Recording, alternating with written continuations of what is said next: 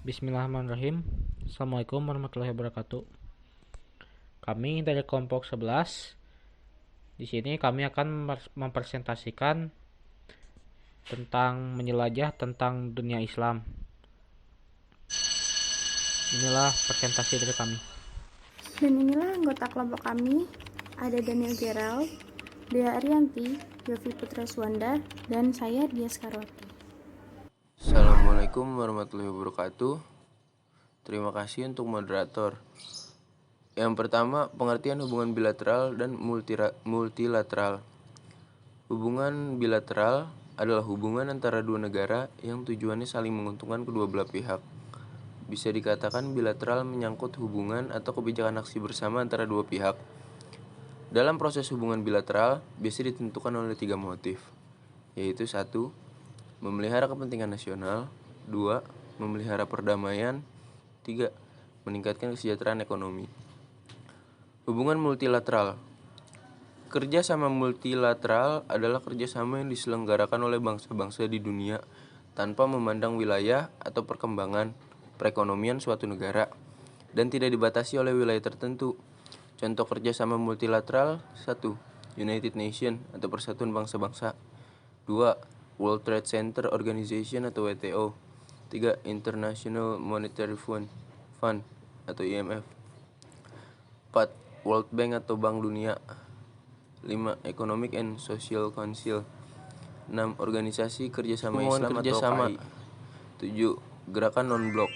Negara-negara mitra kerjasama Indonesia terbagi dalam 8 kawasan yang meliputi Afrika, Timur Tengah, Asia Timur dan Pasifik, Asia Selatan dan Tengah, Amerika Utara dan Tengah, Amerika Selatan dan Karibia, Eropa Barat, serta Eropa Tengah dan Timur. Sekian dari saya. Wassalamualaikum warahmatullahi wabarakatuh. Terima kasih. Oke, saya akan menjelaskan tentang hubungan negara Islam dan non-Islam. Dari sisi normatif, tidak ada satupun agama yang menganjurkan pemeluknya untuk melakukan tindakan kekerasan. Akan tetapi, secara faktual, tidak jarang dijumpai tindakan kekerasan yang dilakukan oleh masyarakat agamis dan dilakukan atas nama agama yang dipahami dari teks-teks keagamaan, yaitu Al-Quran dan hadis Nabi. Atas nama jihad, seorang individu atau kelompok individu menyerang agama dan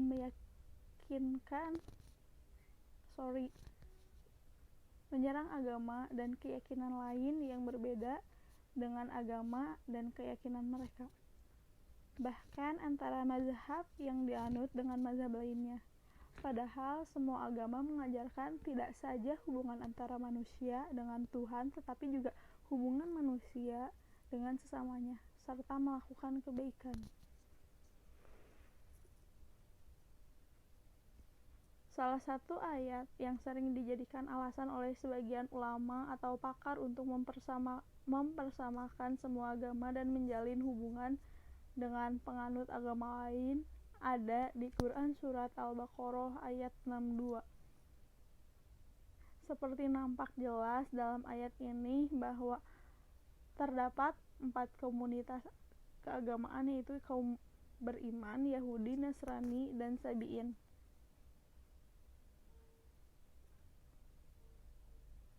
Sementara tafsir MUI dalam memberikan komentar terhadap ayat ini tidak jauh berbeda dengan beberapa kitab tafsir yang mutabar atau otoritatif seperti tafsir Ibnu Katsir dan tafsir Al-Maraghi.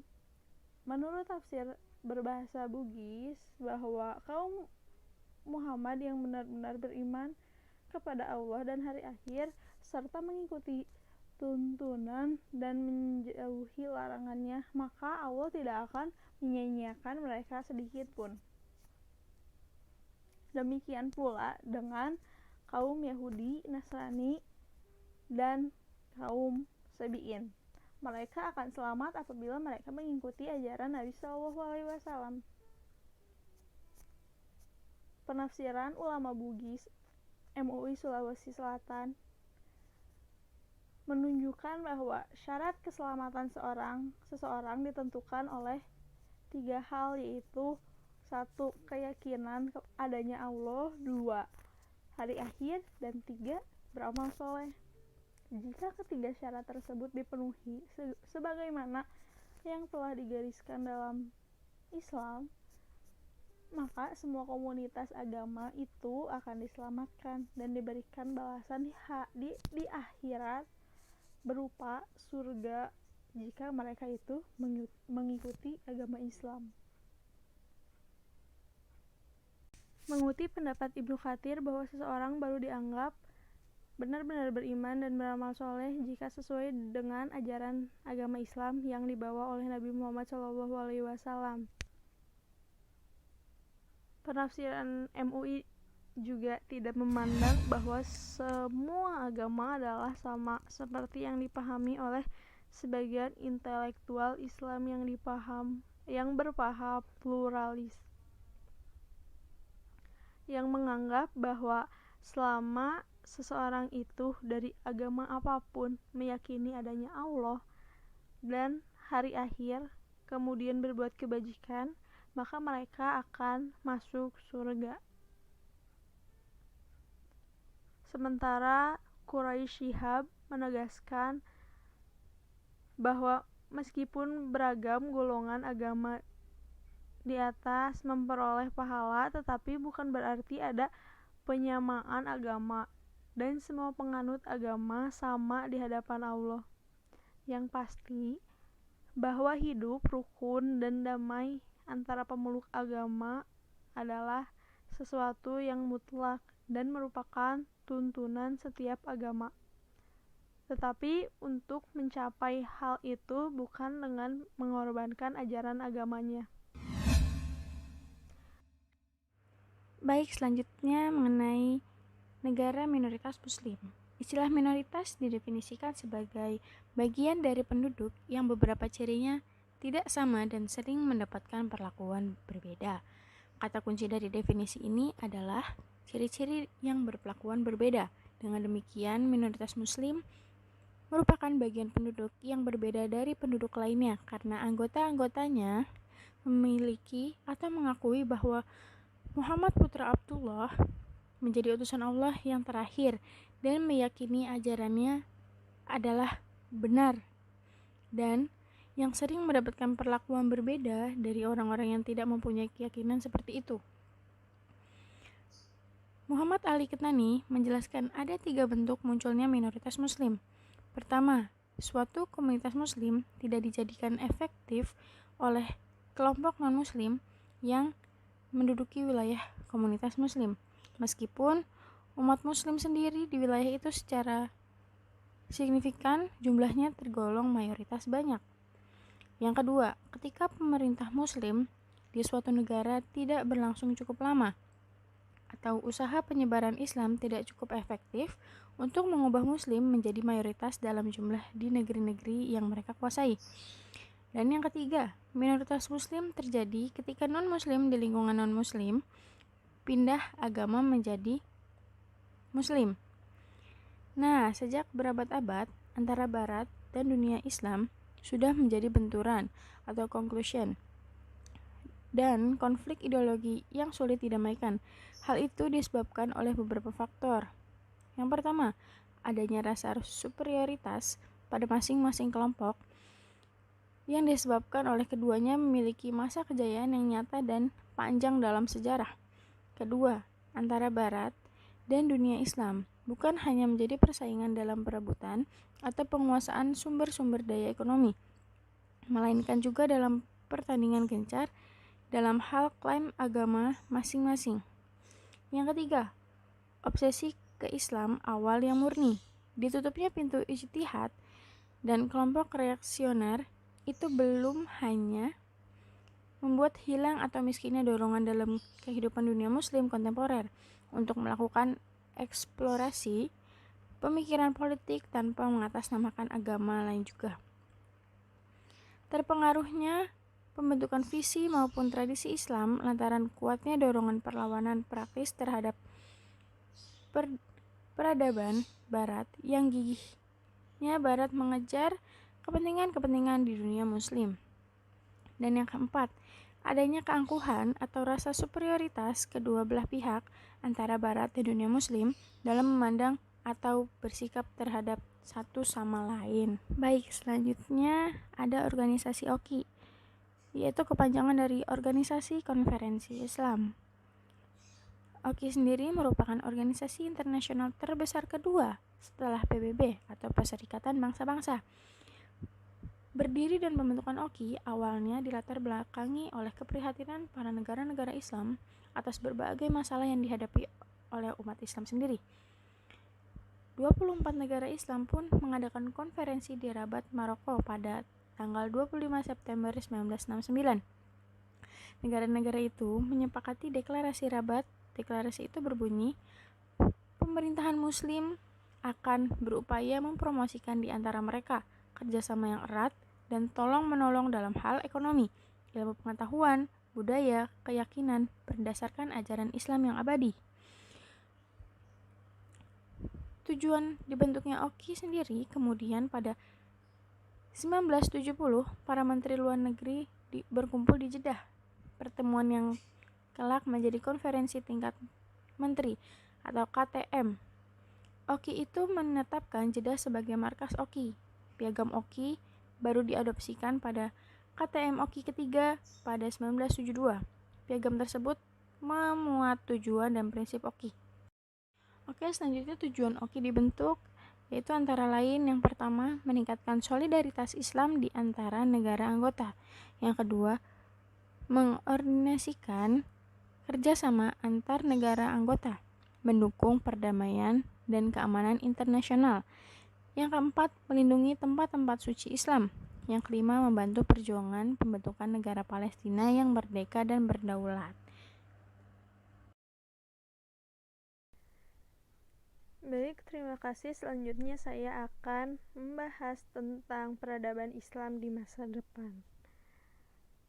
Pembaharuan dalam Islam muncul karena mempunyai tujuan, yaitu untuk membawa umat Islam kepada kemajuan. Sebab pada periode pertengahan, umat Islam sudah sedemikian tertinggal jauh di belakang peradaban Barat. Salah satu indikatornya adalah ekspedisi Napoleon Bonaparte di Mesir yang berakhir tahun 1801 Masehi membuka mata dunia Islam. Kaum muslim di Turki saat jadi pusat khalifah dan Mesir terasa akan kemunduran dan kelemahan umat Islam di samping kemajuan kekuatan Barat. Sedangkan pada masa modern ini keadaan malah menjadi terbalik. Justru umat Islam yang ingin belajar dari Barat lantaran kemajuan bangsa Barat dalam ilmu pengetahuan, teknologi, dan peradabannya, potret keunggulan sekalipun ketertinggalan umat Muslim sebagai yang dimaksud jelas menyerukan bangkitnya kesadaran bahwa keadaan umat Islam sudah sedemikian tertinggal jauh di belakang peradaban Barat. Para pemuka Islam kembali mengeluarkan pemikirannya bagaimana caranya membuat umat Islam kembali maju sebagaimana pada periode klasik. Artinya, mereka berusaha menggerakkan umat Islam untuk memperbaharui kehidupan serta mendorong mereka untuk mengusir dominasi kekuatan asing di negeri-negeri Islam. Para tokoh pembaruan Islam itu diantaranya adalah Muhammad Abduh dan Muhammad Rashid Ridho. Mereka ini adalah dua dari beberapa tokoh pembaruan Islam yang pengaruh pemikirannya tersebar luas hingga ke Indonesia. Muhammad Abduh adalah guru dari Rashid Ridho yang lahir pada tahun 1849 Masehi atau 1266 Hijriah di sebuah desa di Mesir Hilir. Ayahnya bernama Abdul Hasan Khairullah dan ibunya masih memiliki silsilah sampai ke Umar ibnu Al-Khattab. Semasa kecilnya, Muhammad Abduh juga belajar membaca dan menulis Al-Quran. Namun, setelah remaja, ia bosan dengan proses belajar yang menggunakan metode tradisional atau menghafal di luar kepala. Muhammad Abduh menginginkan proses belajar yang modern, seperti sekolah yang didirikan oleh pemerintah. Hal inilah yang membuat Muhammad Abduh merasa bahwa umat Islam mengalami kemunduran, salah satunya karena aspek pendidikan yang stagnan. Setelah menamatkan belajar di kampungnya, ia meneruskan studi ke Al-Azhar di Kairo yang menjadi pusat Universitas Al-Azhar. Muhammad Abdullah mulai mengemukakan pemikiran pembaruan Islam, sedangkan Rashid Ridho memiliki nama lengkap Muhammad Rashid Ibnu Ali Ridho Ibnu Muhammad Syams al-Din al-Kalamuni. Ia lahir di desa bernama Kalamun yang tidak jauh dari kota Tripoli, Lebanon pada tanggal 27 Jumadil Ula tahun 1282 Hijriah atau tahun 1865 Masehi. Ayahnya adalah seorang ulama dan penganut tarikh Syaziliyah. Dalam garis silsilah Rashid Ridho masih keturunan dari Al-Husain Ibnu Ali Ibnu Abi Thalib yang merupakan anak dari Ali Ibnu Abi Thalib dengan Fatimah Az-Zahra sekaligus cucu Nabi Muhammad SAW. Oleh karena itu, ia memakai gelar Sayyid di depan namanya. Semasa kecilnya, ia pun sudah dimasukkan ke madrasah untuk belajar menulis, berhitung, dan membaca Al-Quran. Mengenai pemikiran pembaharuan Islam Rashid Ridho, ia belajar dan mengadopsi pembaruan dari gurunya Muhammad Abduh. Kedua pembaru ini memiliki kesamaan pemikiran jika disatukan. Pemikiran-pemikiran pembaruan mereka yang pertama mengenai pemberantasan kejumudan umat Islam pada periode pertengahan tengah mengalami kemunduran. Dalam kata jumud yang memiliki arti keadaan membeku, keadaan statis, berjalan di tempat, dan tidak ada perubahan. Hal inilah yang membuat umat Islam tidak menghendaki perubahan dan tidak mau menerima perubahan. Sebab lain ialah karena umat Islam tidak kenal ilmu pengetahuan dan teknologi yang membawa pada kemajuan. Hal ini harus disingkirkan karena akan menyebabkan umat Islam semakin tertinggal dari dunia barat. Pemikiran selanjutnya memberantas bid'ah. Muhammad Abduh dan Rashid Ridho melarang umat Islam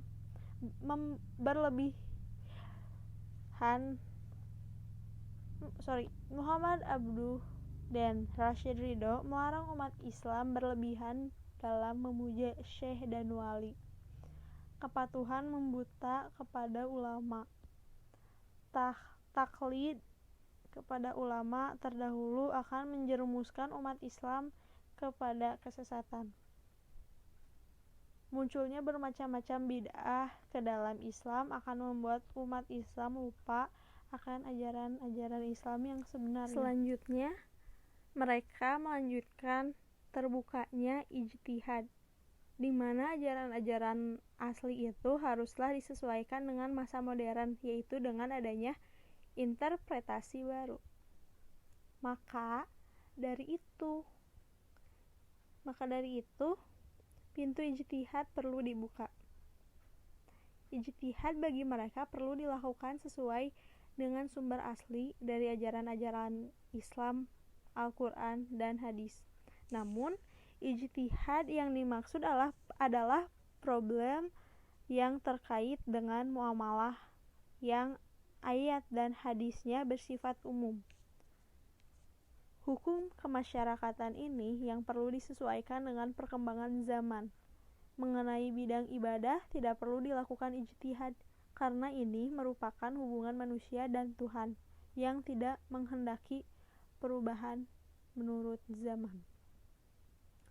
Untuk pemikiran pembaharuan Islam yang terakhir mengenai pengembangan pendidikan dan ilmu pengetahuan, Muhammad Abduh dan Rashid Ridho berusaha merubah sistem pembelajaran tradisional ke pembelajaran modern.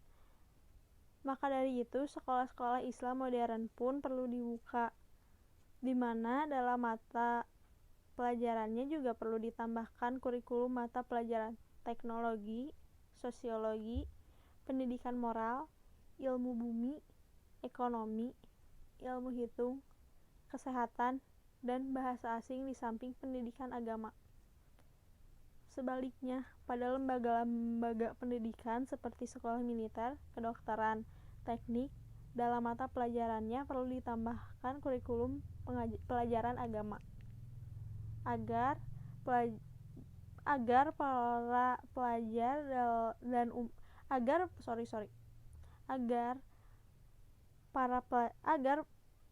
agar para pelajar dan umat Islam lainnya dapat mengejar ketinggalan mereka di zaman yang sudah modern itu.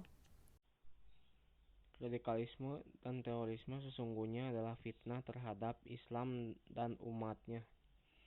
Karena jika ada terorisme, maka Islam dapat mendapatkan stigma yang buruk di masyarakat. Dan korban terorisme seringkali adalah umat Islam sendiri. Baiklah, sekian penjelasan dari kelompok kami. Maaf bila banyak kesalahan, karena bahwasannya kesalahan datang dari kami yang sebenarnya datangnya dari Allah Subhanahu wa Ta'ala. Terima kasih. Wassalamualaikum warahmatullahi wabarakatuh.